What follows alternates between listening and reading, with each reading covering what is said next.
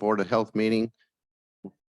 We'll start the Board of Health meeting today at 11:04, a little delayed from earlier. So in order to be respectful of the public's time, we'll try and stay within our 1 hour time frame and ask everybody to hold their questions until the public comment period later. There's just the first thing I wanted to say is there's been a lot of discussion lately, and I believe there's a strong argument that schools should not take the lead in transgender care for kids. If an issue is identified at schools, students should be referred to outside agencies for a thorough evaluation by medical professionals in the field. Schools should be educating, not managing serious mental health issues. There are several big liability concerns, especially if parents are not authorizing these life-altering procedures. This Board of Health has previously discussed the Healthy Youth Survey, showing students often have suicidal thoughts and depression, etc. Therefore, I believe serious issues should be evaluated by professionals outside of the schools with parental input. We're going to go ahead and start the old businesses, accept the minutes. We're going to do comment period at the end. Even in response to the statement that was just made by the Board of Health?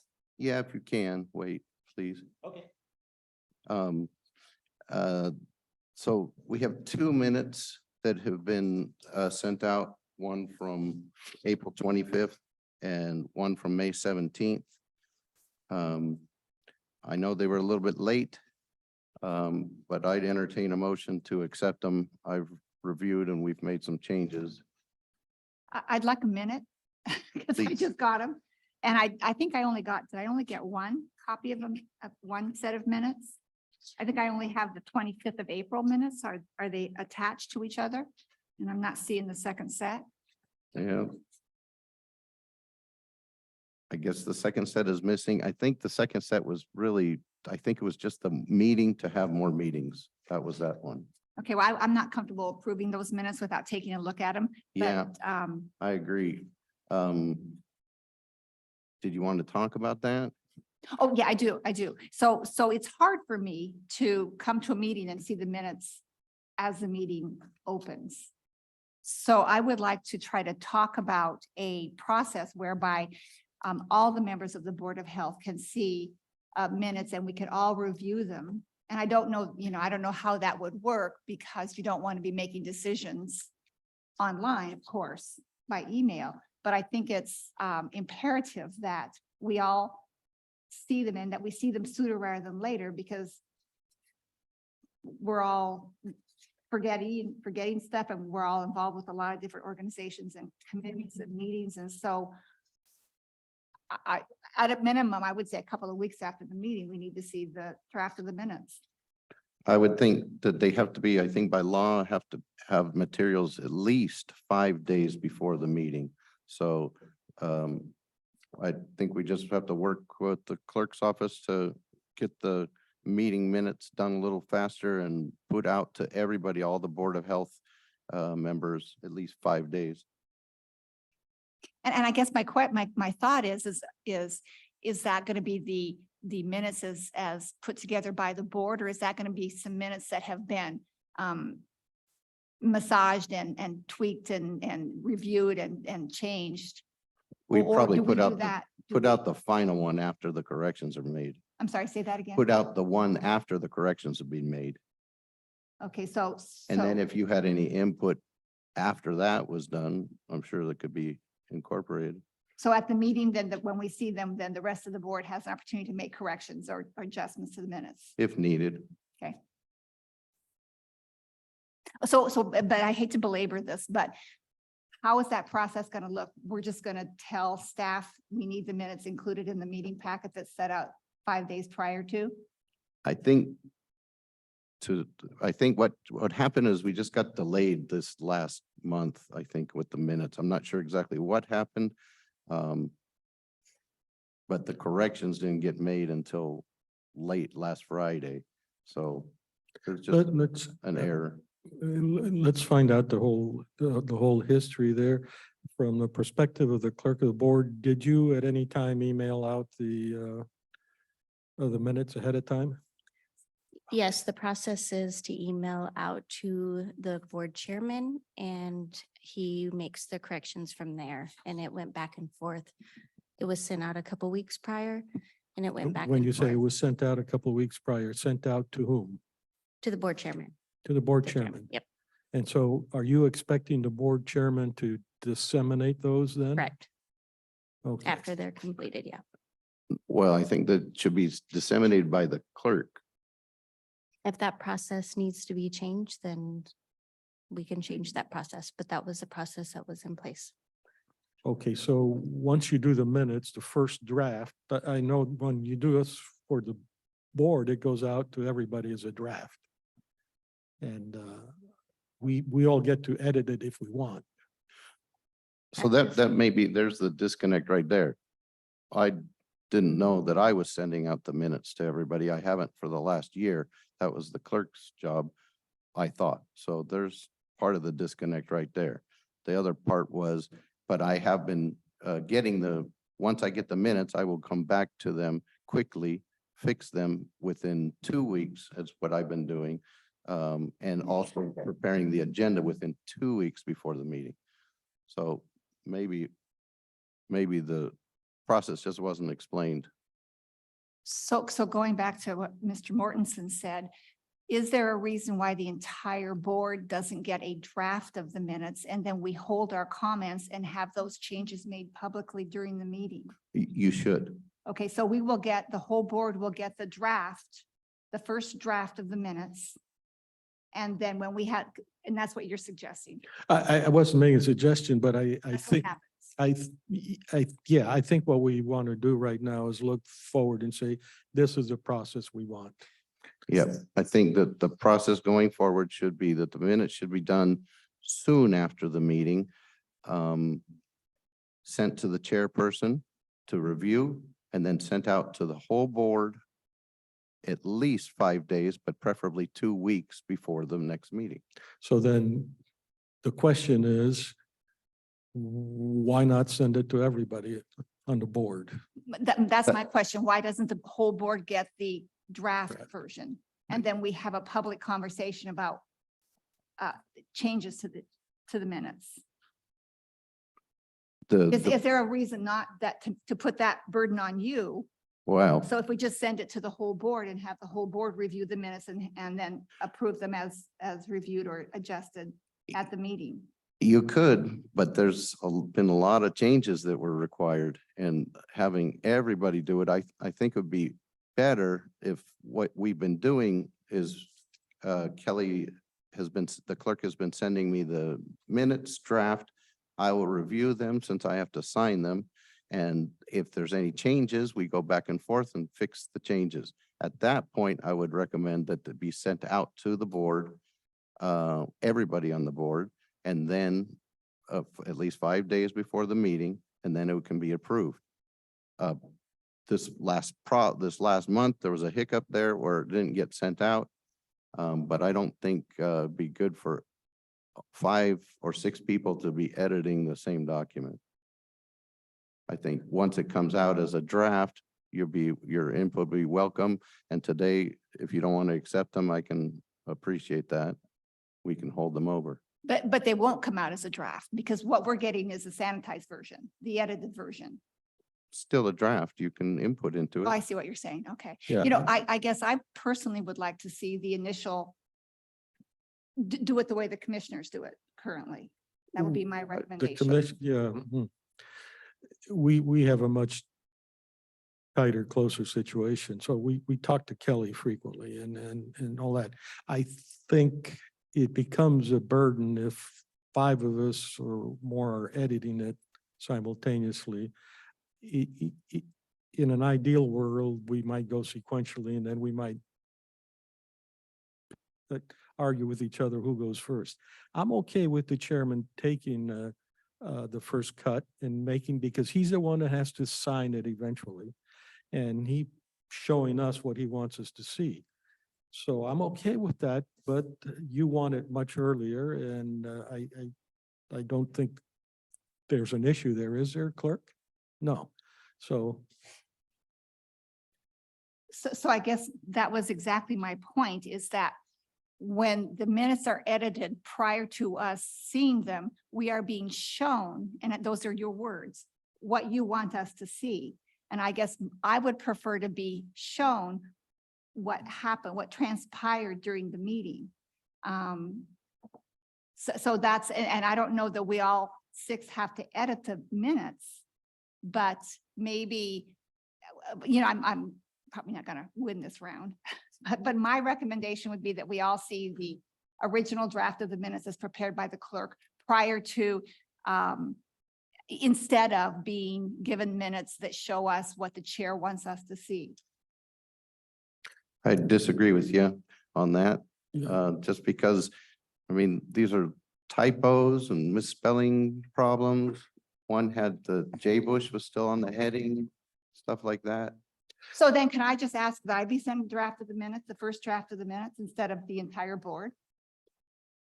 I don't know if we can give preferential treatment to one board member. I think we should. That people would agree that's preferential. Yeah, I think if we stick to what was supposed to happen is the minutes are done. They're sent to the chair to approve. After I say yes, or then we make corrections, those then should be sent out to the board for the board to approve them.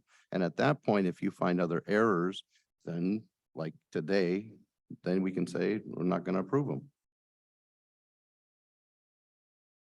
So in this case, well, I suppose again, I would entertain a motion to accept these, but if we feel that there's too much controversy over these minutes at this point, we can hold them off till the next meeting.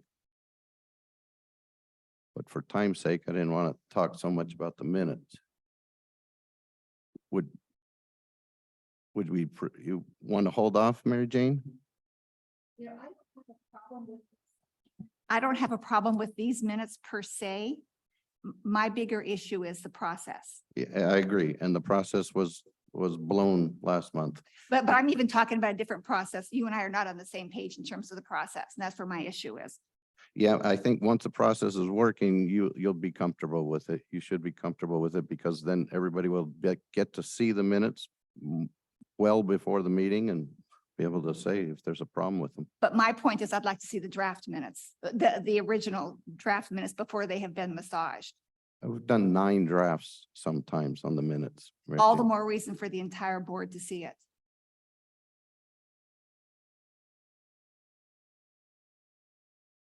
Well, so Why don't we try it out? There is nothing that's being tried to be kept secret here. yeah, So if you send them all the original and everybody gets a draft, we'll see if that works out. In the past, I know that can lead to a lot of confusion as to, for the clerk, is which version I'm editing and all that. So it puts a burden on her, but maybe after a couple of these, we'll decide that that's not a necessary thing. I'd agree with that. If it, give it a try, and if it turns out to be a burden, we want to adjust it, then we can adjust it. Kelly, it's not a burden to send them out, right? Okay. Just as a sidebar, for the board meetings, I do a lot of the editing of the draft. And my attitude towards the clerk is the one responsible for doing the minutes. She has to sign them also. If I put something in there that isn't correct, I expect her to say, no, I'm not going to do that. So it's a cooperative effort, and Yep. It's not like you or I have a say so on everything that goes in the minutes. yeah, and just to maybe put your heart at ease, Mary Jane, Kelly often tells me, no, we can't add anything. She's just correcting, she's just doing the interpretation of the meeting, and where I'm just doing some corrections. So if you want, if you agree, Kelly, too, we'll send out the draft of this month's meetings minutes to the whole board. Raw. Well, Mr. Chairman, I move to approve the minutes of the Wednesday, May 17th meeting. I'll And- second. Okay, motion on the table to approve the May 17th meeting. There's 2 minutes here, Rick. You want to add the, just said the 25th, No, he said the 17th. I just said the 17th. I think There's if you want, also, thank you. Yeah, add this, add the 25th, I'm sure. okay, so the motion is to approve 2 minutes, one from May 17th and one from April 25th. All in favor? Aye. aye, And I say aye too. And so- just one comment, a refresher, we did away with the requiring of of the second. That's coming up. Coming up. I beg your pardon? It's coming up. It's on new business. Oh. The agenda. We had discussed it. Yep. So we're gonna, due to time constraints, I'm gonna move the mental health tax thing down a little bit. So just going to the second, when I started as chairperson, there was a second was asked for each motion. I think since we're a small group and we're not very strict about parliamentary procedure, I think we can deal without seconds for motions. So just somebody can make a motion and a second will not be required. Does anybody on the board have an objection to that? Okay, so from now on, we don't need seconds. Moving to the next item, we need to establish a travel policy. The new policy could be simply stated as any Board of Health member traveling that requires reimbursement by the county must be approved by a vote of the board before the travel event starts. A couple notes on that is that the travel should be approved by the board first, that there's cost, that any cost to be reimbursed must be approved by the Board of Commissioners, not the Board of Health. And then there's other county travel policies that apply here too. Kelly, do we have a copy of that? Was that in our packet? What you just read? No, nothing. I'm gonna entertain a motion if somebody would like to do that. I hate to be a burden today, but I'd like to take a look at it. And it would have been nice again to have a look at it prior to. What? Prior to the meeting, what you just read. I If just- we're gonna approve a travel policy, it would be nice to be able to take a review it. The prior to the the- policy is the only policy that I'm saying is that if we're going to have travel from the board members, that it should be approved by the board first. Previously, this has not been said. Any board member traveling that requires reimbursement by the county must be approved by a vote of the board before the travel starts.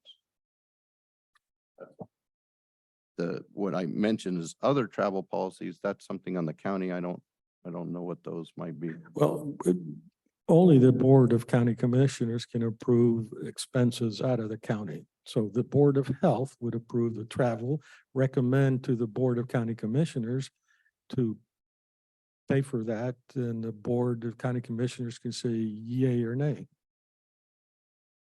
according to the travel policy of the county. So what do you agree with that? Yeah,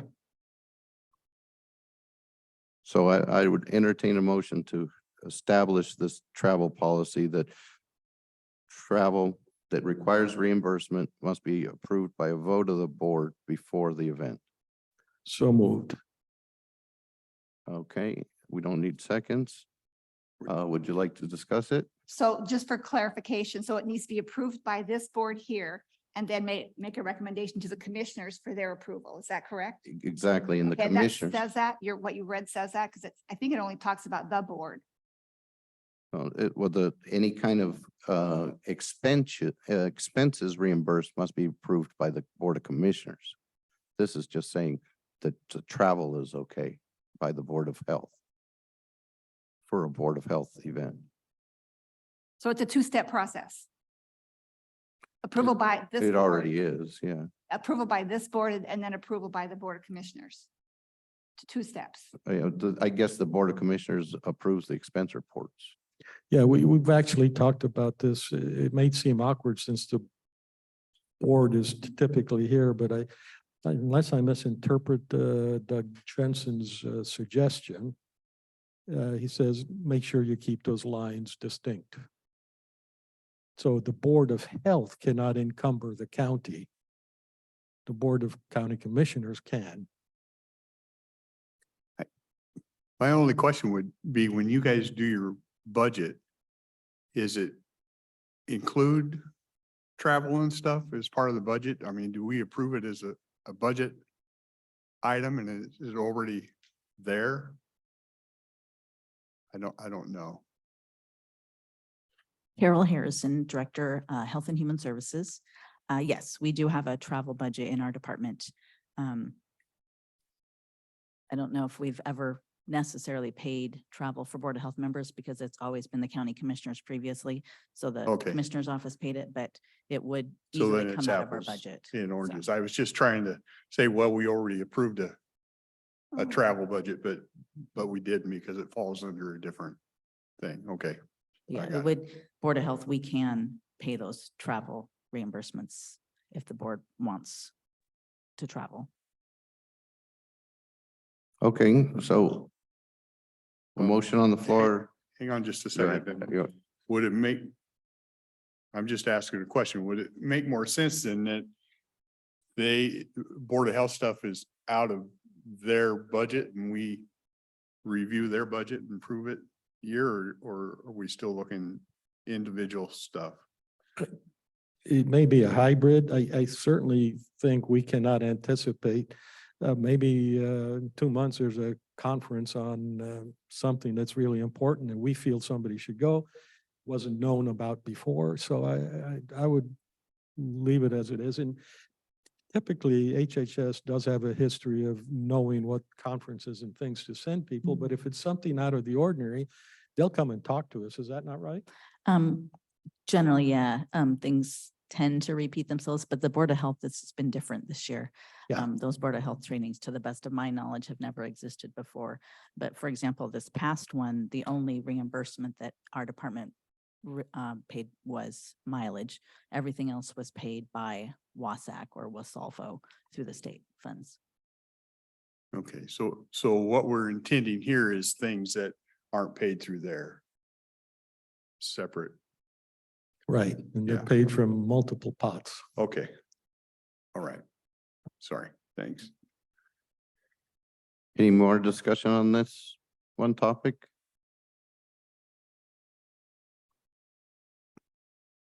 So just read that any Board of Health member traveling that requires reimbursement by the county must be approved by a vote of the board before the travel can start.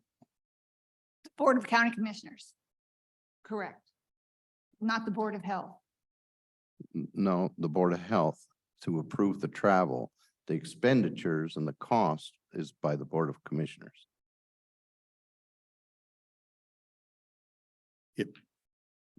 So somebody wants to go on a conference and and we say thumbs up. And then I go to here's my bill, and he says, I didn't approve it. So it feels like they should go hand in hand. But we know the policy now. We really can't make it go hand in hand, at least not if I understood what Doug Jensen said. I'm sorry, say that again. It really can't go hand in hand. We, the board, okay. cannot approve encumbering the county in Yeah. any way, shape or form. Since all three of us sit on the Board of Health, if we approve somebody's travel, Okay. it would have to be some kind of really extraordinary situation to happen to, then we say, oh no, we approved it there, but we're not gonna approve Right, it it's here. a, but it's a perfunctory thing, but Yeah. it keeps lines clean. Okay, Yeah. Thank you. So let's take a vote. All in favor of that motion, say aye. Aye. Aye. Aye. And any opposed? Okay, carries unanimously. Thank you for that.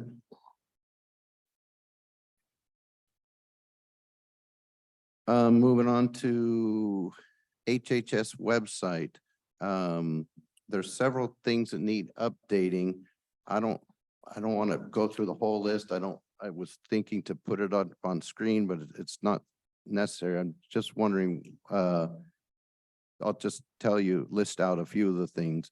The dates of the Board of Health meeting, the new dates need to be up on the website. I found that there's two applications that you click on them. They're both the same thing. They're two different links. They say different things, but they go to the same thing. And, but more, one of the ones that caught my eye was that the Board of Health is not an advisory board to the HHS department, but on the website, it's showing that the HHS department has some advisory boards to the HHS. And in conversations with our attorneys, they told me that's incorrect too. So there's a few things, and I'm just wondering if maybe I can meet with you and go through them all, and just, or your webmaster or something like that. Sure, you could meet with Gina and I anytime. Absolutely. The Board of Health page, I will say that we have it listed just because we wanted to stick it somewhere. It shows under citizen advisory groups and committees or something like that. We can change the name of the link or something. We don't actually list the dates. I think we link to the clerk of the board's information about all of the county boards and committees, because that's where that lives. So then um, having this conversation, you might be able to show me out. No, that's actually goes back to Or us we here. can sit So, down and yeah, look at it there'll be anytime. some. Absolutely. And if there's some broken links or something, we're more than happy to sit down and fix those. Does anybody have any other comments on the website? I move we authorize the chairman to go ahead and work with the department to resolve the website issues. Okay, thank you. And these are all primarily housekeeping kinds of issues. Housekeeping in terms of how the work, the information is organized and accessed. A couple duplicate links and Yeah, I think what is being asked here is, is this a point of clarification, organization, accessibility, or is this changing policies? If it's the latter, we need to get involved. not changing policies, just correcting some information and dead links and incorrect terminology. Yeah, So do we need a motion, an actual motion to do that? I don't think so. Well, Dennis said it's okay, so that's good for me. Don't pick on him. He's just back from a vacation. He's still recovering. Okay, next item is the request for qualifications. I believe that the HHS department has finished it and it was released. Carol, did you send, was sent out to everybody? Sorry. Sorry.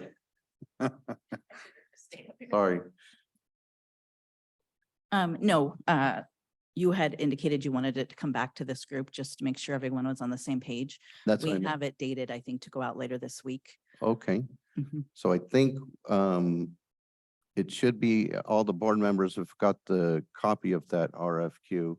And this is to, it spells out all the specifications because the health officer contract is expiring at the end of this year. So this takes time. I don't know how long, but I believe this board needs to move forward to say, go ahead with the RFQ, and then it is put out through the Board of Commissioners, if I'm, We actually just through our office can put out. or the through your RFQ. office. Mhm. So, Have all the board members here, Board of Health, seen that RFQ? I must have It missed was it sent out. somewhere I have copies here if you haven't seen it. electronically. Can I ask a question? sure. On page 404 on this RFQ, the selection process, it refers to the department will review responses. And is that the health department? What department is that? That's the top half of the page. Yes, that would be the health department. So And then the process is that the health department makes recommendations to this board, the Board of Health? Correct. Okay, for final That, review and that's the approval. process that we've had before. That's what we put in there. And there's a little bit of a scoring tool. So we will go through and make sure someone meets the minimum qualifications, has experience, et cetera. And then we would bring that forward to the Board of Health. Okay, so you anticipate bringing one or two people up to this board or making a single recommendation to the board? It's too soon to say, you don't know what you're, I think it depends on what we get. If we get 1 or 100. In the past, it's not been easy. It's really difficult. We've usually only gotten a few responses. Not everybody wants to be a health officer when they grow up, apparently. Did you want to, Dr. Krieger? And I will say that this has been reviewed by legal as well as the purchasing folks for the county as well. So I'd entertain a motion to move forward with the RFQ process, passing it over to the Board of Commissioners. Unless you want some more time.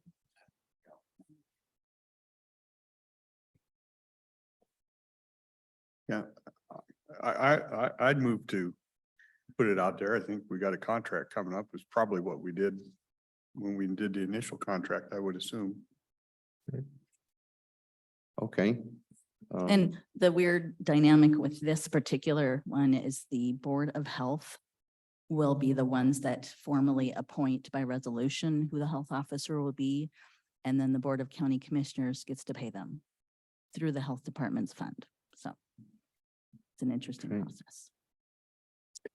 I missed the very beginning of that. Carol, could you try it closely to the microphone? It's an interesting dynamic with this is that the Board of Health will be the ones that formally appoint the health officer through a resolution. And then the Board of County Commissioner will be the ones that actually sign the contract to pay whomever is chosen. And then it doesn't come out of the commissioner's budget, but it comes out of the health department budget.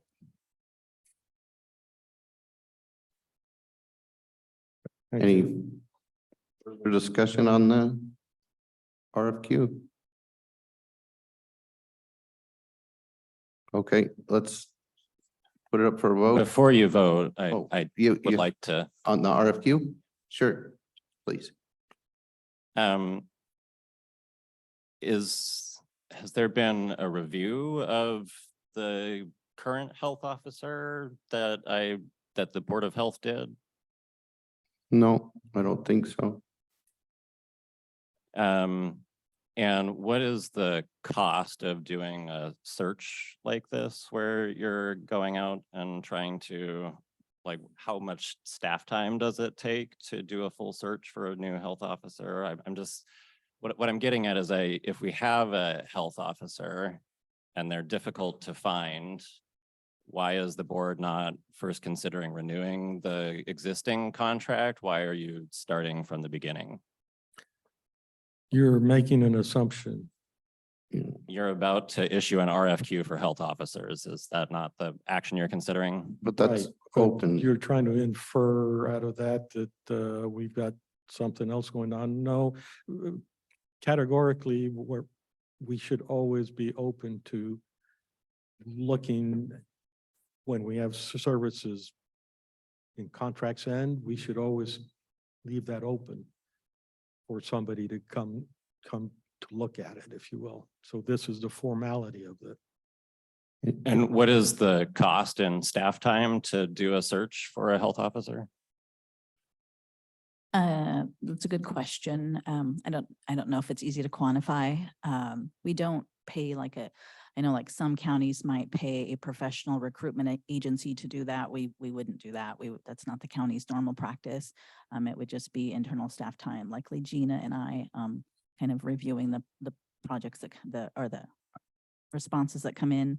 I don't think it's a ton of time, but we do that a lot. So actually Gina does that a lot. So she's used to it. And so I guess what you're saying is that the county wants it to be the practice if every time a contract comes up that you're going to open it up and ask for new applicants, or is there not an opportunity to just look at continuing the services you have? Is there a reason to spend the extra effort instead of just looking at renewing the existing contract? It's kind of been asked and answered.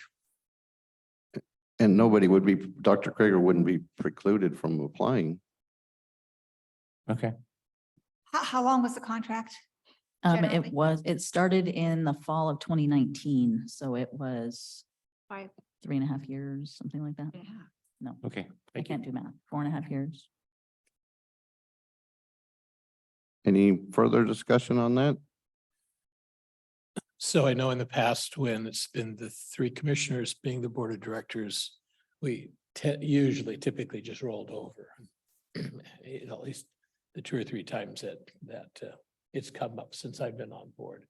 But this is a new board, and I think it's appropriate that at least we start the process fresh. The question that I had, and as I've skimmed through it, I didn't catch it. Maybe it's in here. We currently work with a deputy health officer. Dr. Melnick is the health officer and he shows up periodically, but we can't afford a full-time health officer, which is why we rely on assistants. So is that still the assumption that you would make, is that we wouldn't be hiring somebody full-time? Is there flexibility in this situation? If we like the way it is right now, that we can continue, because it's a little bit different. Good question. We've had it both ways. Prior to the current arrangement, we contracted with Dr. Jennifer Vines, who served as health officer in several different counties. Mhm. It is not a full-time job to be a health officer just for Cowlitz County. We estimate, I mean, it really depends, but we kind of put a figure of 8 hours a week. It could be more. But the big thing is we need to be able to call a health officer 24 hours a day, 7 days a week. So having the relationship that we have had with Clark County has actually really benefited the county. I think it's benefited the citizens quite well. They have multiple health officers, so they have, the deputy situation. That way, we can always get a hold of one of them. If one of them's on vacation, then they automatically are defaulting to the other one. And they are paid full-time employees in Clark County, so it is a full-time job for them. It's not just a side gig. And they're fully invested and aren't doing other work on the side or working for 5 different, doctor's offices or whatever. It is a really unique role, and it has worked really well for us with Clark County, though, purchasing those services basically from them. So did you just suggest that we are a sidekick? Well, it could be like when Dr. Vines contracted with us, she was the health officer in Multnomah County. Mhm. So we were just a side gig for her. And I think with Columbia County and a couple of Mhm. others as Yeah. well. Yeah. And years ago, when I first started working for the county, we contracted with someone that was actually, I think, a doctor in the US Army. And so there was times when she was deployed and wasn't in the States, local. I think she worked up at what would now be Joint Base Lewis McChord. But she was our health officer and we had her one day a week, I think. So there's been a lot of different ways that it's been done, but I've really appreciated the current model because we do have access to someone 24/7 and we know we can always get a hold of someone when we need them. And we do get calls from the emergency department at the hospital in the middle of the night about a potential meningitis case. Mhm. And so I pick up the phone and I call Dr. Krieger. And if he's not available, I can call Dr. Melnick. So there is always someone available. So is that system actually reflected with all these words? I Um, didn't catch this- that. That's It's why. a good question, and it does not really say, because we could do it all many different ways depending on who applies. It could be either way. It could be challenging if we hire someone that isn't like this current system and we want to pay them 8 hours a week. We'll have to figure out what the on-call situation looks like if we need to call them during the night or on the weekend. And because those situations do arise. So you have no clue how this might configure as this process moves forward, what kind of a flow chart it would be in terms of the work, how it would look at the end, whether it would be a single person or a single person plus a deputy. It could be either way. We have done it either way. Just, could you refresh our memory on what the annual value of the current contract is? You know what? I did not look before we came in It's- here. it's I believe around- it's 78,000. Sounds about, I was gonna say about 80,000 a year. Right. And doctors are expensive, so I've known us to have more expensive contracts than that in the past. And that goes to Clark County.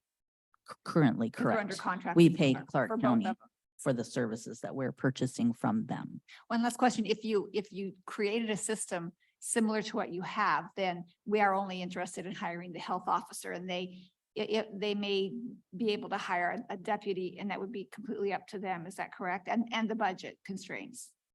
That's, No, I don't I think that- hadn't thought of that type of a situation. I doubt that that would be how it would work. We may be in a similar situation as the coroner. If we have a health officer and they go on vacation and we need to find another one. There's been a practice in the state of Washington that health officers are always willing to back each other up. So if someone goes on vacation, there used to always be a health officer in a neighboring county that we could call if we absolutely needed something. So we haven't had to do that in several years, so I don't know. I'm assuming that still exists. There's also some state health officers in existence that might be able to assist us. I'm not sure how that would work. Yeah, That feels yucky, but. The new regional health officer is designed to, that's put up by the state, is designed to take over when our health officer is on a vacation or can't come. If we so choose. If we choose, yes. So there is a layer already set up by the state. Yeah, there are a lot of possibilities out there. I don't want to preclude any upfront. A lot of MDs are partially retired. Be an ideal job for some of them. So any further discussion on this motion? Okay, we'll go ahead and put it up for a vote. All in favor of passing the RFQ on to the next phase, say aye. Aye. Aye. And I say aye too. Unanimous carries.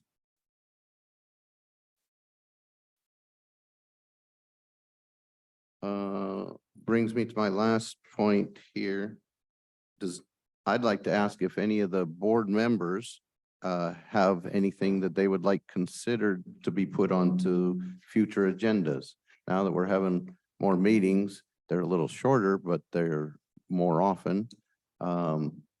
Would you have something you would like to put on the agenda? So I would Consider- like to have it suggest that considered? something be added to the agenda. It'd be nice if we could you pass those down? It'd be nice if we could actually have the conversation today. When I was at the training here a couple of months ago up north, one of the jurisdictions talked about how they invite all the board members, the Board of Health members and the health staff and the commissioners to submit agenda items. And they send this format that's returned within a couple of weeks so that it can be added to the agenda and there could be the additional documentation if needed to be added to the agenda. And so it gives all the board members and staff, who I believe probably have a lot of good information, an opportunity to add stuff to the agenda to have a good conversation and do a better job as members of the Board of Health. So I would recommend tweaking this document and then sending it out electronically, and then we send stuff back to the clerk or to you if there's some items that we'd like to be added to the agenda. I think previously I've been pretty open in asking for anybody who has any input to just say something. Commissioner Weber has sent me an email before. Commissioner Martinson has sent me an email before too, and it's been put onto the agenda pretty easy. I'd hate to burden the clerk and the government with more forms I think it's open that if you communicate to the chairperson and you want something on the agenda, and I've asked you too several times, whatever you I'm would not like. suggesting that you haven't. No, So I no. don't want you to be offended by my comments. I No, think that not it makes offended. sense to formalize the process, to include staff, to include the health officers, to include all the board members. And I think it's also a tickler reminder, oh, I've got a meeting in 2 weeks. Is there something that makes sense to have on the agenda? And then it would be incumbent upon the person who, for instance, I think this is a good agenda item, incumbent upon me to make sure that this form or whatever documentation shows up in the meeting packet so that the public's also informed about it. The public will still be informed because the clerk puts it out on the agenda out onto the public meetings, the page. And it is sent out to everybody. So I still don't see the reason for needing a form. If it's open to anybody can input anything into to have something considered on the agenda, I'm open to that. And every request that's been requested has been granted. Yeah, and I find it interesting that there's an objection to formalizing a process for this board to add agenda items and for staff to add agenda items. But I understand your point. Yeah, not against adding agenda items, just against Or making a new formalizing form. adding agenda items. Well, it's still pretty formal. It will, any agenda item that is presented will be considered. If it's added to the agenda, then it has to be published at least 5 days before the meeting. So it's pretty formalized, I think. Are you trying to give some, I'm kind of reading minds a little bit or trying to give some information. So when an agenda item is on there and people get a look at what's coming up with the Board of Health, they have some background on why it's there. Is that what you're working? That makes sense to me. Absolutely. And well, I just think it lends itself to a more organized agenda, an agenda that has more, that provides more folks with more opportunities to engage in developing the agenda. And I know that Kelly has informally said, if anybody has any ideas for the agenda, please feel free to send them to me. But you just did say that it would be considered. Well, and I'm asking again, it's on my notes here. I'm asking, what would you like to be? See, Considered. if you guys had this earlier, like 2 weeks ago or 5 days ago, then we could all have an intelligent discussion about it instead of you guys just seeing it at the meeting. Well, but you just brought it up today. Right, and if you'd seen it 5 days ago, then everybody could have had a chance to review the material. Instead of reviewing it during the course of the meeting, which I think is, people are in a hurry because we're on a time crunch. Yeah. Yeah, I don't see that this solves any problems. So I was hoping to say something pithy there, like right now you can just grab the phone and call Kelly up, somebody in the audience and call up his phone number's on the website, I assume. And just say, Email. yeah, or email. I'd say, I want this on there. And unless he starts to misbehave and we're trying to say that we're trying to control him, then maybe that's a different argument. But at the moment, I don't see this as holding anything up. No, And anything that's been asked to put on there has been added to the agenda so far. So I'll ask again now, right now, does anybody have something they'd like to talk about in the future meeting? I mean, I got the form here, but do you have something that you would put on the form? No, you misunderstand me. I Um, have nothing to put on the agenda today, except for this conversation. This whole process that I discussed is to give folks an opportunity to put stuff on the agenda for the next meeting. Nothing comes to my mind right now, so I can't tell you right now what I might or might not want for next month's agenda. I would like the opportunity to have a formalized process so that I could put you on notice and you can let everybody be on the same page about heads up. here's what Mary Jane wants on the agenda for the next meeting. And by the way, here's the form that she's suggesting using. So the point of that would be so that you guys all could have seen this form. So we could have had a good discussion about the form and studied it prior to the meeting. So come to the meeting prepared to have the conversation instead of trying to quickly scan the meeting. But no, I have nothing for the agenda today, any outside of this. And if I think of something between now and the next meeting, I will email you Please do. because that's apparently the process. Yeah, I think All it's a good open process and, yeah. Okay, so that brings us to the public comment period. So please. Based on the current conversation, I guess I would say this. Under parliamentary rules, Robert's Rules of Order, which I assume that you typically follow, either in your bylaws or under Robert's Rules of Order, people have the opportunity, any member, basically of the public or whoever has a right to request to have something, especially if it's going to be voted on, to be put on the agenda. And as such, if it's something that's supposed to be voted on, it has to be put out with a designated period of time, at least 72 hours or 10 days before the meeting, so that all the members have the ability to review it that might vote on it. So I don't know what your bylaws or how You just follow. basically quoted it, except I believe it says 5 days. Okay, so typically, if people are familiar with your bylaws and know how it works, they have the right to put something on or request to have something put on the agenda up to 5 days before your meeting. So just for information. Thank you.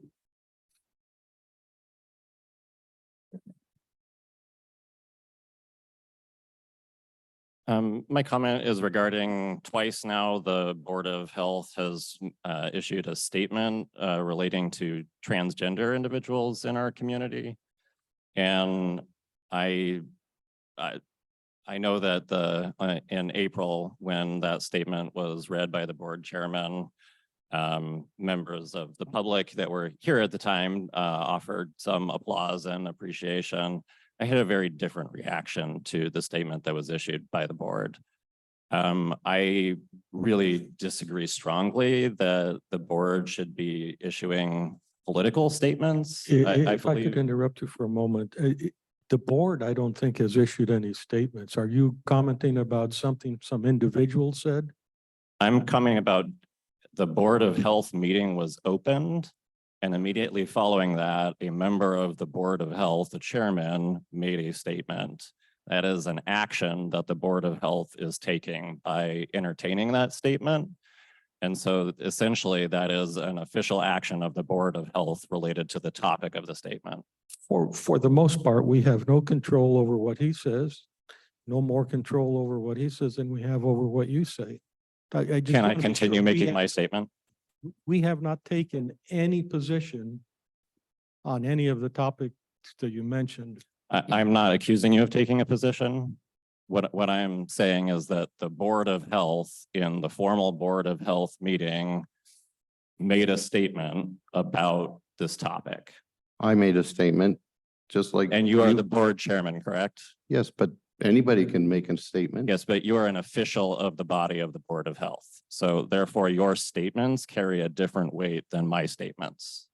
And I think it is inappropriate for you to be switching hats between your personal opinion and why you're sitting there at the podium as the chairman of the Board of Health. But the board had no action. There was nothing that's more not than a actually- comment.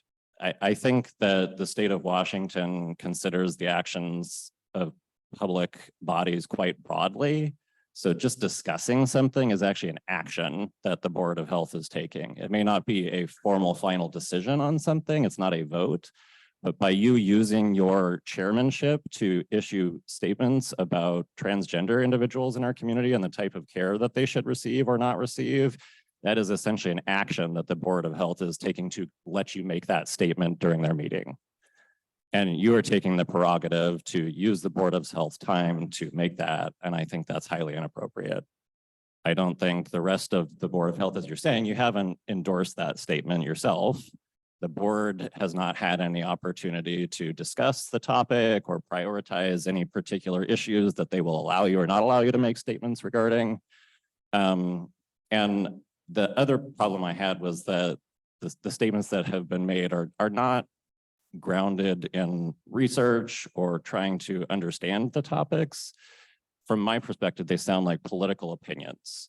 And the statements you have made have tended to generalize a pretty complex issue. And you're calling attention and trying to incite political action related to something that is inappropriate for this venue.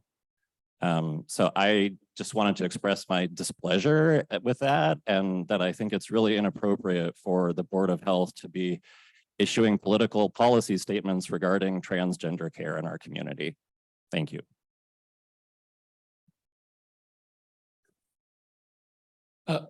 Mr. Chairman, did I miss something? Yeah, that's what I was wondering. The mental health What- tax review is the item up on the board, I cut it just because we didn't have time, but if you'd like, we can talk about but it. you cut the opioid discussion because we don't have time. Says here, health tax update. That's what I got. Yeah. Yeah, no, I don't think the opioid is on, yeah, actually both. You're right. Yeah. Both. We've been cutting, but if you'd like to include it, it's your next meeting. So if you guys would like to go on, I'm happy to open it up again. Well, I was assuming there was an update on the mental health tax. Is staff giving a report or was And that? just the only update was the email Carol sent out last week with some videos.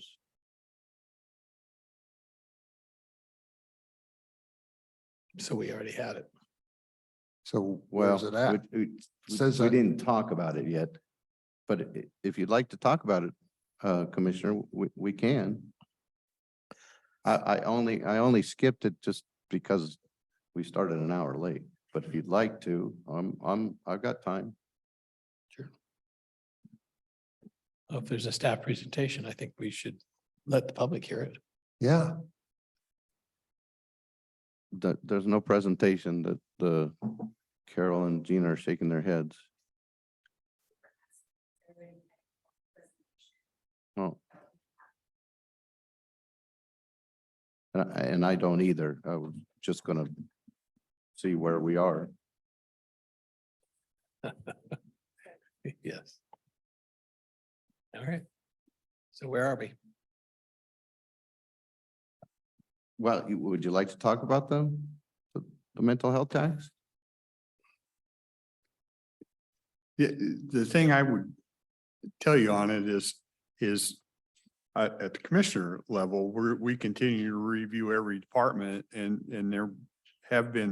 they've been coming in and telling us how they use it and tomorrow at 1:30 corrections will be in and we've tried to be pretty open and let any department that use it. We've had prosecuting and we've had public defense, we've had the sheriff in, corrections will come in tomorrow. So, that might be I don't want to put words in anybody's mouth, but that might be the best arena to get the information you're after, where we're headed with that. Because the departments have done a pretty good job of explaining how it's used and how many bodies it funds and what they do with it. And it's been good information for us to hear. I don't even know if there'd be anything you guys could add to it, really. We've had the departments in, they're the ones that use it. I can only add that I reviewed the meetings. It was a commissioner's meeting and I took a couple notes. The one note that the attorney was saying is that he couldn't give a specific number, but he said less than 70% of the people graduate. And my personal comment is that, well, less than a C grade is maybe something that's not very effective. And then I've been told that there's more than 12 places in our county that offer drug help. Some of it is for free upon request. It's all depends on the person wanting to get help.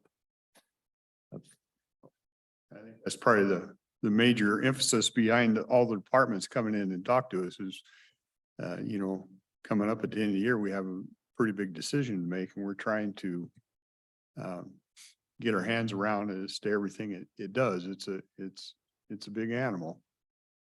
But you are in public comments. If public wants to speak to it, that's up to them. Anybody want to speak about the mental health tax since we're on the subject?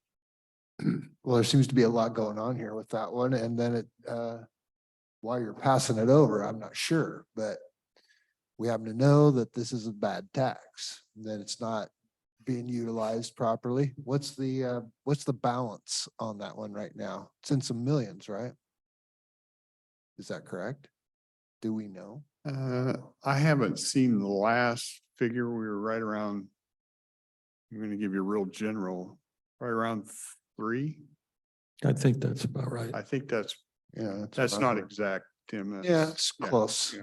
So what's the problem with dropping the tax? I mean, I've griped about it to you guys already. And so what's the process? I mean, what do you do to undo the tax?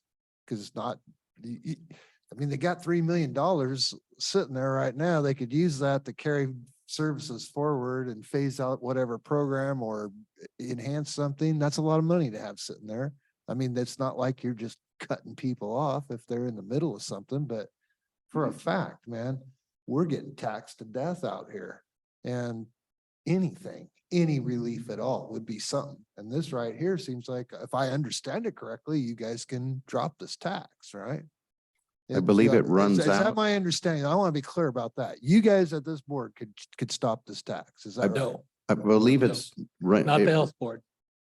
Health board doesn't set taxes. So that's got to be the county. The three of commissioners. us. All right. And that's why we've been doing those workshops because that comes up at the end of the year. That decision has to be made. Okay, good. But it would make sense, I would assume, that this board as a public health review agency would kind of take it upon themselves to have an inquiry. Is the program addressing the needs in this community? Is it just, as you've made the accusation, that it's Yeah. a bad tax because it's not doing anything? We haven't had that kind of a discussion. We're a brand new agency. The non-commissioner, the non-county commissioner members haven't gone through as much of the detail of the different programs or anything like that. It would be definitely appropriate for this board to make a recommendation to the Board of Commissioners on whether to extend it or to cut it. But we don't have that discussion because apparently. Well, we have Got actually. cut off. Well, it's back on now. We're talking about it now. All right, all right. So where it was the last, how we left it is that HHS has invited some of the drug court and some of the, I think it was the drug court people to come and talk to us. And we have not had that meeting yet. Gina, you want to say something about that? Yeah, so each department that receives mental health tax funding has been asked, I know the clerk has sent an invitation to the departments to come speak with the Board of County Commissioners about the funding they receive and how it's being utilized. I think Commissioner Dahl mentioned some have come and done that already, which are the videos that Carol had shared with the Board of Health members. There are a few departments still coming up. Corrections is tomorrow. There'll be some others through the month of July, I believe. So those are coming up and we can try to let Board of Health members know about those or share the videos so you can see those presentations or you could attend and ask questions. Gina, can you share with us the largest amount of money does go to the Department of Corrections from that fund? Corrections, yep, and Superior Court are the two largest. Say that again. Corrections, And Superior Court. Superior Court, for drug court. Yes, but it's kind of hard. We have to really break it down because Superior Court, drug court, when we talk about that, it also includes the juvenile, also includes like OPD time with therapeutic courts, because that's kind of a Superior Court function. So there's a lot to weed through when I just say Superior Court in general. Thank you. So I think that we should, with public comments and your comments too, Commissioner Weber, allow sufficient time at the next meeting with the drug court people. They're scheduled to meet with the Board of County Commissioners, so we can let you know when that's happening. Okay. Yeah. And then we can review it at the next Board of Health meeting and maybe come up with a recommendation. Does that sound fair to you, Commissioner?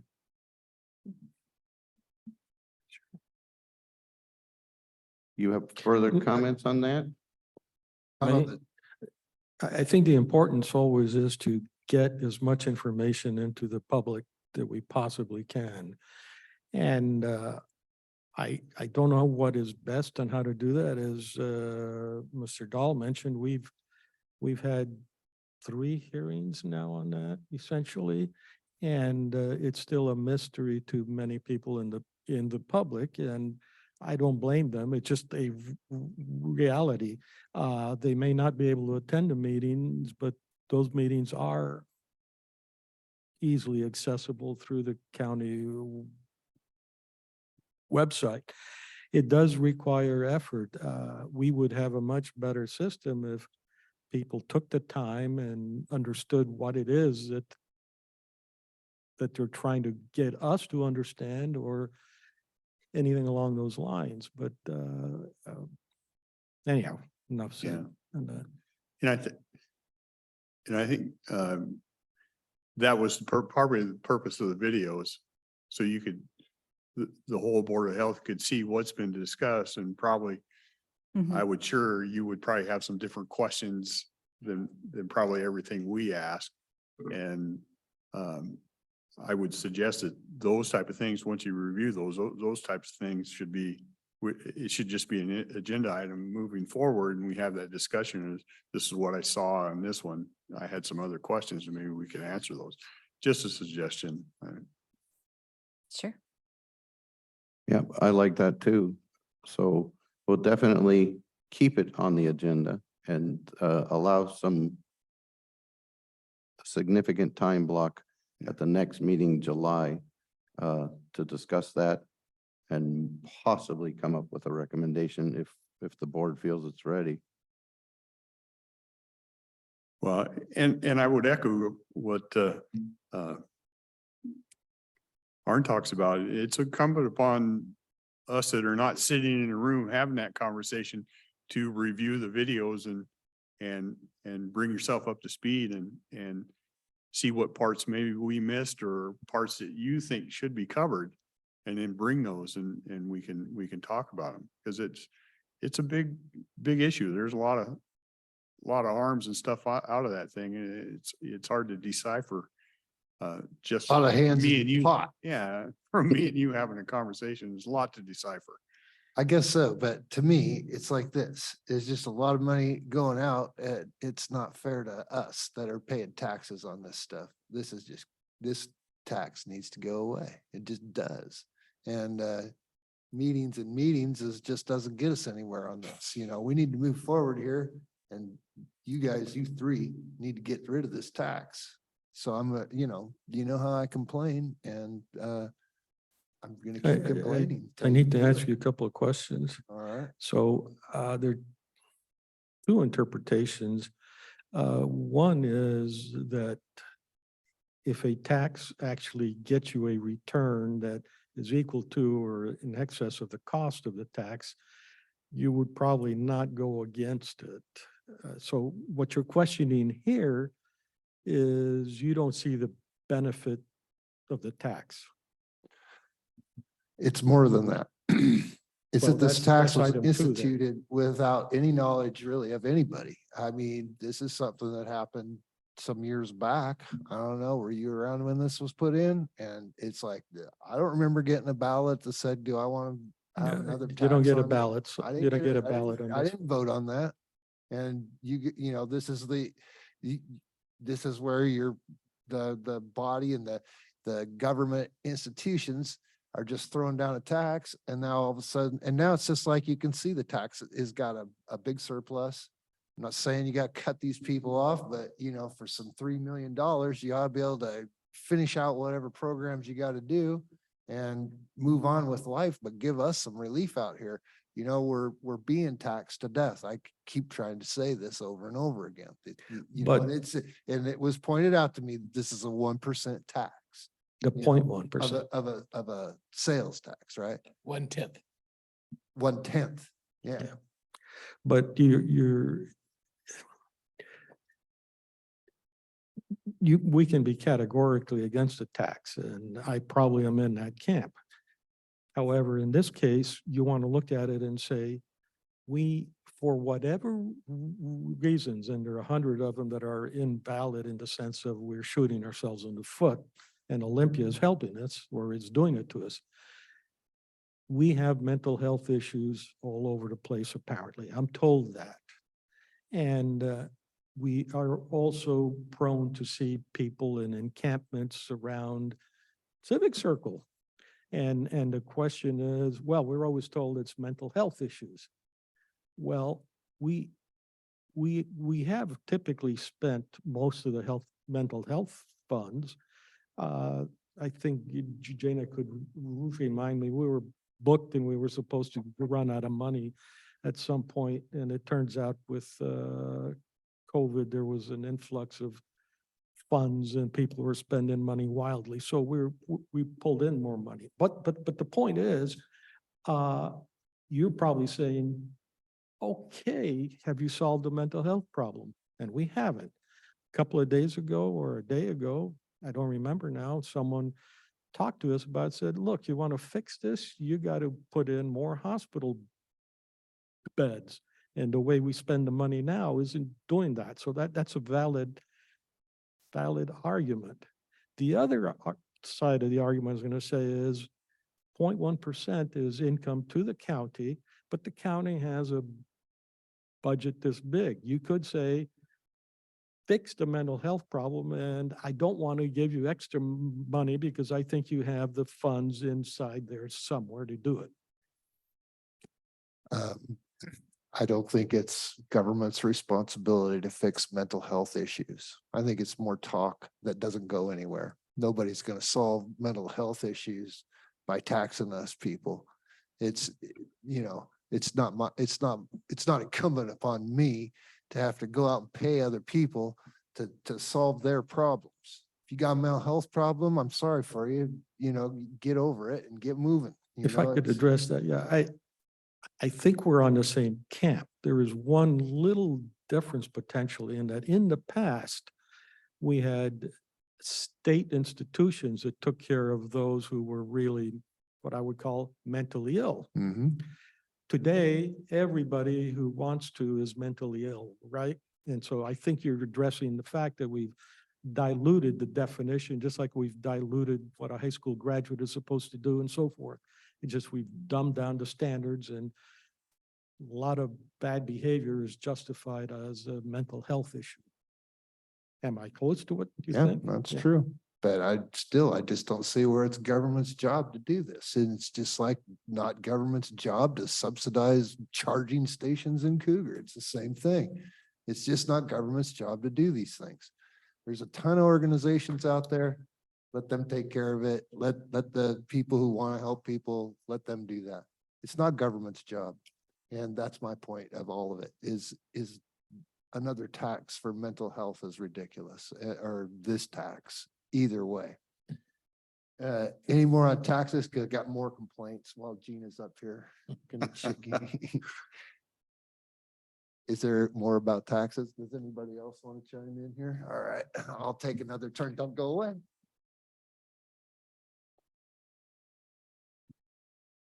Thanks for opening up comment on the behavioral health tax. I think of government's role a little bit differently than the previous commenter. I think the function of government is to collect taxes and provide services that benefit the community and provide infrastructure that keep us safe, that keep us healthy, that things that everyone is going to use. There are market failures that the private sector and philanthropy can't take care of, and we do need public funding for infrastructure and services in our community. And I was in this room when the 1/10 of 1% tax was passed, this room was filled. All of the bleachers here were full of professionals and concerned community members about the need for expanding behavioral health, substance use type services in Cowlitz County. I have not seen any change in that need in our community. There is lots of data available, the Healthy Youth Survey, county health rankings. There's all sorts of information that you could look at that would highlight that we still need additional services for substance use disorder and behavioral health services in our community. The purpose of the tax that we're talking about that was passed by the state legislature is to allow counties to collect this 1/10 of 1%. That's 1 penny on $10 to have additional revenue to be able to expand those types of services that we're talking about. And so there's two questions, right? There's, should we continue to collect this tax to be able to expand those services that are clearly needed in our community? And then there's a separate question about, are the services that those tax dollars are going towards, are those being used effectively? Well, I'd So ask the- a third question. Is Well, it working? yeah, that's encompassed in what I was saying the second question is. But the first question of, do we need the tax or not? Should we continue to collect it?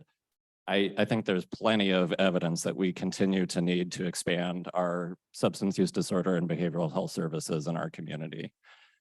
In terms of the effectiveness and the usage of the tax dollars, I think there have been a number of changes in county leadership since the tax was initially passed.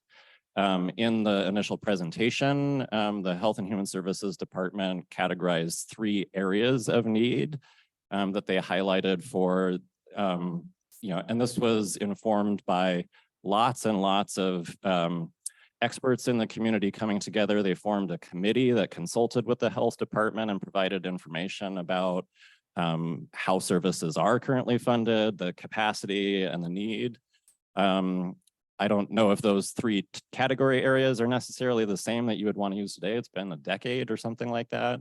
But there are plenty of people in the community that could provide information if the county was willing to go out and ask them and talk to them. But it takes more than just, you put it on the agenda on the county website that there's going to be some discussion. That's a different process than actually trying to work with members that are deeply involved in providing those services in the community and could give you more information about what it's really like out there and what the county could do differently. I have heard a little bit of, I haven't listened to all of the hours of when the different county departments have come to present on the tax, but I have heard a little of the discussion, and it sounds like current practice has been to use these dollars for paying staff time, which I can appreciate is maybe not the most appealing use of those dollars. If the county already needs to provide those services like public defenders and running a jail that doesn't let people die in there or experience severe mental health symptoms. Maybe those are arguably costs that the county should cover outside of this tax. But that doesn't mean that the county couldn't do something different with those tax dollars. Initially, the county was RFPing dollars out from that tax to be deployed by organizations in the community that could provide an expansion of behavioral health services and meet the needs of our community. So I think that there's lots of opportunity for leadership from the county to spend the dollars differently. And I think it would be fantastic if the Board of Health would engage with providers of substance use disorder and other behavioral health services in our community and consider what you could do differently with this funding. How could we actually use the dollars that we have, the $3 or $4 million plus whatever we continued to collect? If we were going to be really effective in the use of those dollars, what would that look like for our community? How could we partner with local systems to expand services? Thank you. So, Mr. Chairman, it's an interesting thing. There's always this discussion of the worldview. And I think we can separate the worldview into two camps. The camp that requires the taking of funds from the other camp in order to get the way they want, and the other camp that says, no, just leave me alone. It's really that simple. And so, as Thomas Sowell once said, what is your fair share of the labor of others? Hmm. And I think the answer puts that in good perspective. I've recited these numbers ad nauseum. All these programs end up for helping people, and somehow the public in general thinks that we can address issues like mental health in a straightforward manner. We'll just give this guy a pill and everything will be fine. It doesn't work that way. The nearest thing to eternal life is a government program. And what we have is plenty of examples of that. When we're told that it's very effective, our population in the county hasn't increased by a whole bunch, but the problems with mental health seem to have gotten very, very much nonlinear. Just for people's edification in general, at the last board of BHO board meeting, the BHO asked for permission to go for grants, i.e. taxpayer funding, so they could build housing because they deemed that that was a behavioral health issue. Like Ronald Reagan said, eternal life, the government program. I would just say too, from the videos, to me, what stuck out was the attorney said that less than 70% complete the system, complete the drug court graduation, whatever that process is. And so less than 70% in school is a D. So using the money for D results to me doesn't seem very good. Secondly, the attorney also mentioned that I found that there's 12 programs out there that will help drug abusers or mental health patients, and 4 of them are already in that program getting paid. So I think there's lots of opportunities out there, but the real problem is that some people don't want that help. And I don't know if the courts should be trying to get people to change if they don't really want that help. Just my comment. And in terms of efficiency, excuse me, you got me going. During the COVID era, the drug court clientele dropped precipitously, but the cost did not change. While business in town dropped precipitously, people were laid off, businesses closed. We have to be very careful that, I think you know what I'm saying. It's we can't just spend the money because we can exact it out of the public.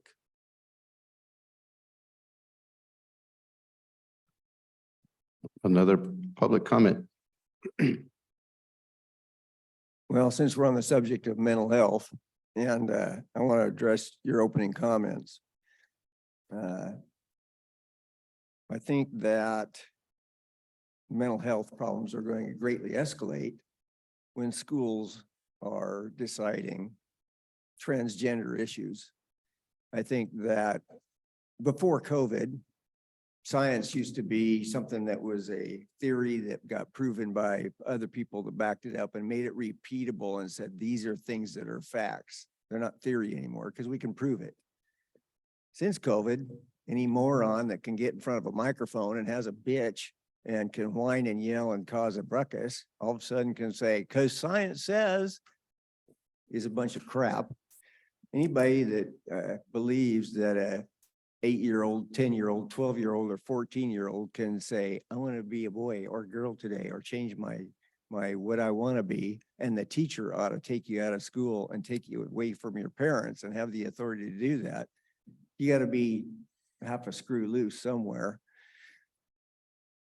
science proved before COVID, they were medically, there were all kinds of opinions about at what age was your brain developed enough to handle alcohol.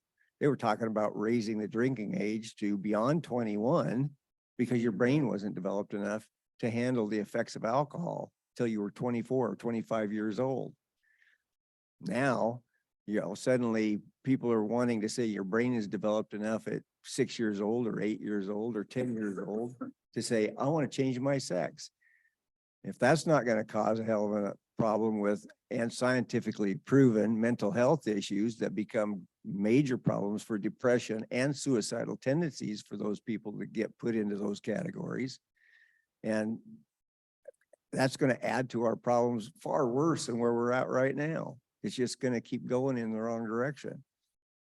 So I feel strongly that if we don't get in front of this and stop the moronic pace that we are going downhill and destroying the most successful society to have ever existed in the planet, I think that we've got to get in front of a lot of these issues and get the state out of our pocket. I don't know of a single tax that anybody's ever paid and said, gee, I gave them $1 and I got $1.20 worth of investment back. I got more money back and more help than the money I put into it. If the state's in the middle of it and the federal government's in the middle of it, you're paying a lot of money just for other people to sit on their ass and give you a little bit of your money back. My comments. Thank you for that comment. That was very good. And I'd just like to add that the state, or excuse me, the county and the city has spent a lot of money on the homeless camp. And most, from what I have seen, a lot of the homeless are because of mental health issues. They spent all this money a couple of years ago to get everybody out of the civic circle and into the camp. And now I see 2 years later, all that money is spent, but there's a whole bunch of people that still need help maybe that are in that civic circle. So the government money, at least in my opinion, didn't look like it helped much. And last I heard, there was only 16 people in the Camp Hope. Mr. Cameron, you care if I know your meetings run long, it makes our meeting long, but just a quick update on opioid Please. settlement, since we have it there. Yeah, we'll cover that way. I didn't leave anything out. Yeah, and I don't remember if it was last week or the week before, the board gave me permission to sign that settlement agreement with our group. It's ourselves, City of Longview, City of Kelso, counties of Wahkiakum, Pacific, and Grays. I got that right? Okay, so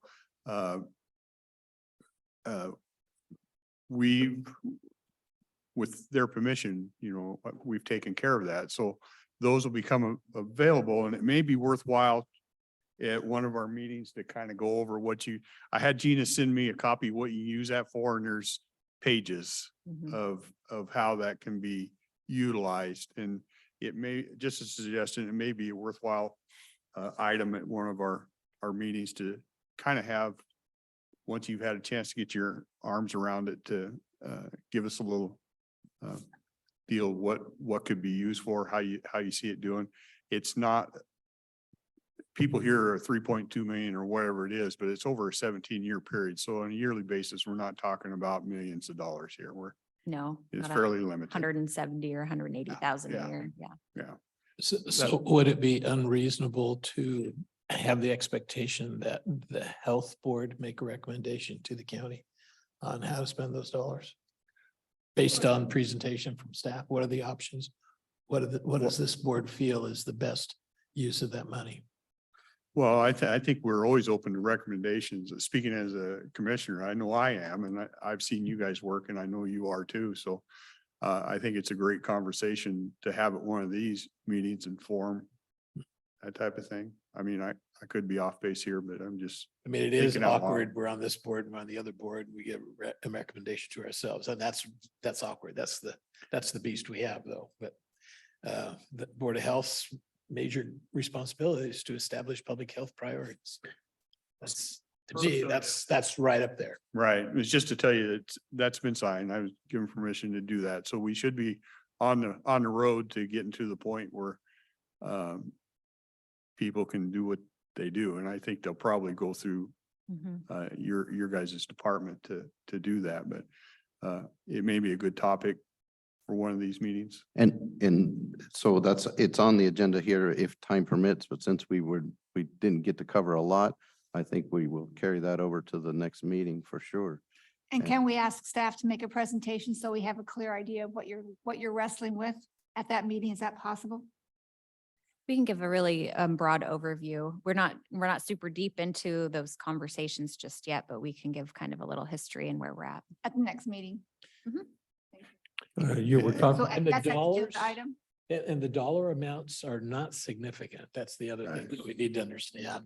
It's like 160 grand a year, or is it even that? much? Something like that. 170, 180,000 a year. That's based off the first settlement. I think there's another settlement in Yeah. the works, so it could end up being a little bit more, The, but the second, the second settlement from what we learned in the Board of Health training is about 20 times that. So it's actually significantly more. So there's the first one you said is 80,000 or something. it will end up was being what- about $170,000, Yeah, the- $180,000 annually. My because only it's spread point is out. that the second settlement, when it gets approved, is a lot more. I don't think so.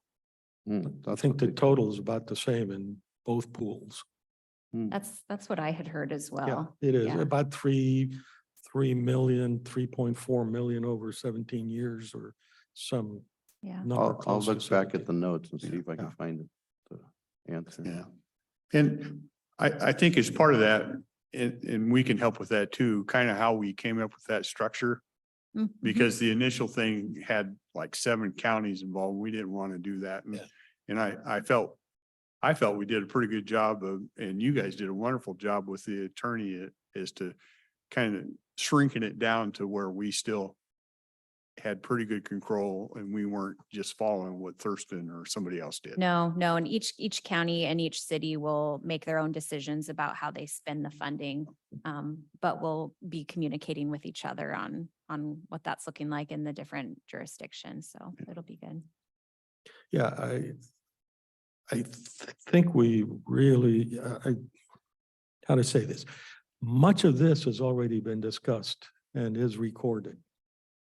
And probably one of the things we can do is do a very quick, broad overview, plus identify the dates of, go to the website and take a look at this on this date, Sure. because otherwise you'll be here again doing another 3 or 4 hours. And So a brief summary for the next meeting on that, and maybe we can make a recommendation at that point, because, yeah, I went through a couple hours of the videos too. There's lots already documented. Anybody have any other comments? So can we have on the agenda, and maybe a standing agenda item, is an update on, does the advisory policy committee have new members, any new members, and what specifically they're working on, just so that we're aware of what they're doing? Are Which- they doing anything? Which one? The, The advisory committee that Mr. Ott is in charge of? oh, no, Doesn't nothing's been exist. done on that. Okay, It's sleeping. okay. And maybe just a reminder, what, if in fact it does wake up, that When group. something, yeah, when something comes up, we will, but Thank right you. now, there's nothing. Any further comments? Okay, sorry to keep this so long. We'll adjourn the meeting at 12:38.